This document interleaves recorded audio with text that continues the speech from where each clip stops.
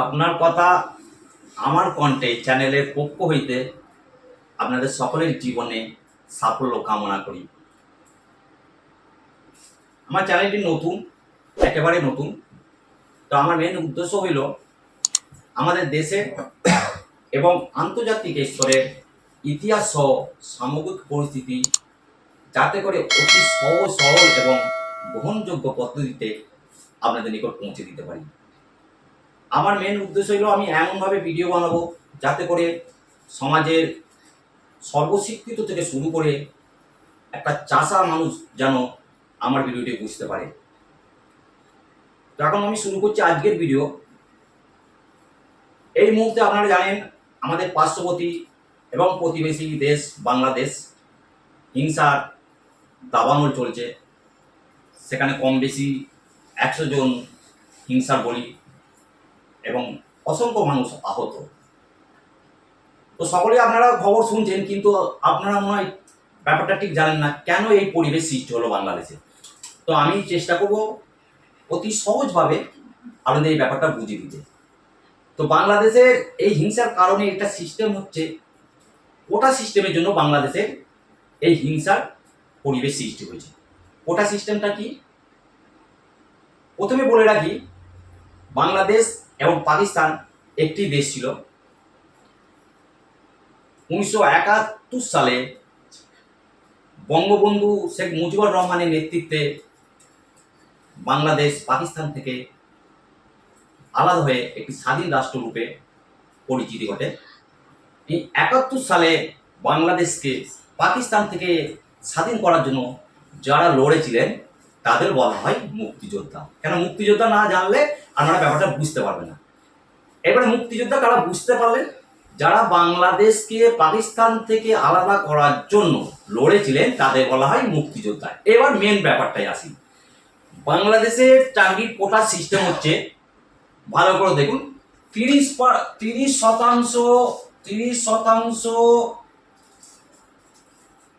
হচ্ছে মুক্তিযোদ্ধাদের জন্য সংরক্ষিত। মুক্তিযোদ্ধা 30%। আচ্ছা, 10% মহিলা, 10% জেলা কোটা,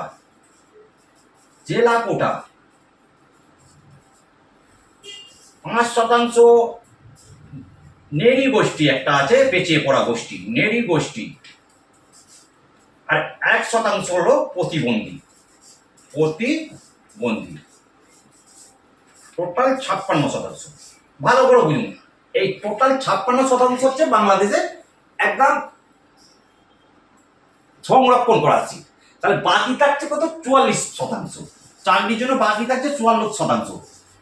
কিন্তু বাংলাদেশের ছাত্রছাত্রীদের দাবি যে কেন এই 56% সংরক্ষিত থাকবে, আমরা তাহলে মেধা অনুযায়ী কেন চাকরি পাবো না? তারা কিন্তু সব কোটার বিরোধিতা করছে না, বিরোধিতা করছে শুধু অনলি মাত্র এই মুক্তিযোদ্ধা।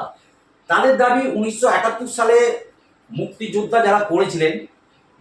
যারা করেছিলেন তাদের এখন অনেকেরই চাকরির বয়স এক্সপায়ার হয়ে গেছে।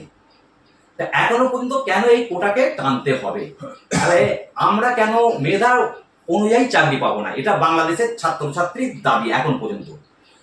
তো এই ব্যাপার নিয়ে আপনাদের বলে রাখি, 1918 সালে একটা আন্দোলন হয়েছিল। সেই আন্দোলনের পরিপ্রেক্ষিতে তৎকালীন বাংলাদেশ সরকার টোটাল কোটা সিস্টেমটা বাতিল করে দিয়েছিলেন।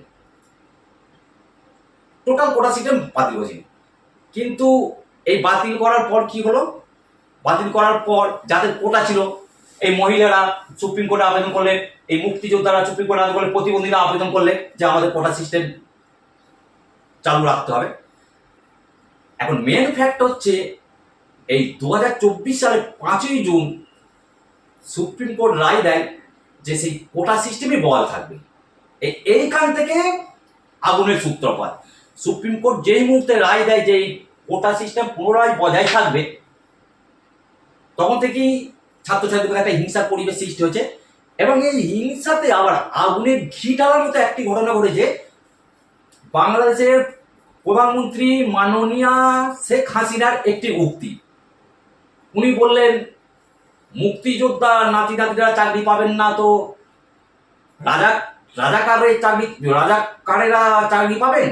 রাজাকার কারা? যারা দেশ বিরোধী। ছাত্রছাত্রীরা বললেন যে আমরা চাইলাম অধিকার আর হয়ে গেলাম রাজাকার। রাজাকার বাংলাদেশে বলা হয় যারা মুক্তিযোদ্ধার যখন বাংলাদেশ স্বাধীন হয় তার বিপক্ষে যারা ছিলেন, অর্থাৎ এক কথায় দেশদ্রোহী।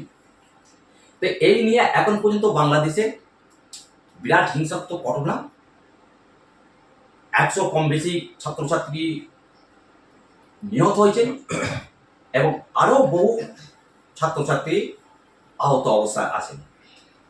আমি আশা করছি আপনারা মোটামুটি একটা প্রাইমারি কনসেপ্ট অর্থাৎ প্রাথমিক ধারণা মোটামুটি একটা বুঝতে পেরেছেন। আমার চ্যানেলটি একদমই নতুন, আমি আগামী দিনে আরও চেষ্টা করব দেশের বিভিন্ন ইতিহাস, ভারতের স্বাধীনতা আন্দোলনের ইতিহাস, প্রথম বিশ্বযুদ্ধ, আন্তর্জাতিক ব্যাপারে সমগ্র বিষয় অতি সহজ সরল পদ্ধতিতে আপনাদের বোঝাবার, যাতে করে অন্তত খুব ডিপ না হলেও অন্তত প্রাথমিক ধারণা আপনাদের মধ্যে একটা থাকে। তবে একটা আবেদন আপনাদের কাছে করব, যেহেতু আমি আমার ভিডিওটি চ্যানেলটি একদমই নতুন, যদি আপনারা আমার চ্যানেলটি সাবস্ক্রাইব করেন আমি আগামী দিনে উৎসাহিত হব এবং আরও ভিডিও বানাতে আমি সফলতা পাবো। আমি আশা করছি আপনারা সাবস্ক্রাইব করবেন, এই আশা এই কামনা আপনার কাছে রাখছি। ধন্যবাদ।